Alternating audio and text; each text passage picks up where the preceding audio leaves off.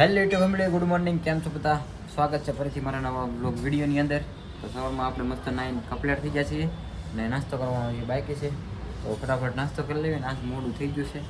કાલ તો 7:30 રેડી થઈ ગયો હતો, આજ 8 વાગે રેડી થયો.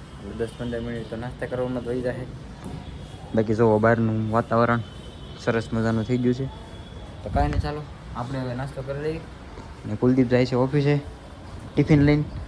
જો 8 વાગવા આવી ગયા ને, 8 માં 5 મિનિટની વાર છે. કાલે આ વટાણે તો રેડી થઈ ગયો હતો ઓફિસ જવા માટે, પણ આજ તો નાસ્તો કરવાનો બાકી છે. ના, મમ્મી બનાવે છે ભાઈ નાસ્તો. ગરમા ગરમ રોટલી ફૂલી હો. તો ગાઈસ નાસ્તો આવી ગયો છે. વેફર તળવાનું બાકી, તળ નાખી મસ્ત મજાની ચા રે. તો ભાઈ પાછો નીકળી ગયો છે ઓફિસે.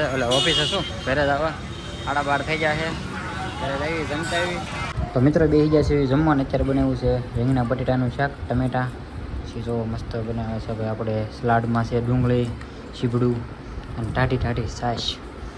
ત્રણે બેસી ગયા છે જમવા. હાર્દિક ઉતો છે એ નાઇટમાં છે, બોલ્યું તો ટિફિન લઈ ગયો. તો મિત્રો ભાઈ વાગી ગયા છે 2 અને હું નીકળી ગયો છું ઓફિસે જવા. હવે ભાઈ અત્યારે થોડોક તડકો છે જેવો તેવો. તો મિત્રો ભાઈ ઓફિસેથી આવી ગયો છું ઘરે અને તને બેસી ગયા છે જમવા. બરાબર, નવો ગુલાબ ફિટ કર્યો છે કેમ કે ઓલા ગુલાબ છે ને થોડોક ડીમ થતો છે.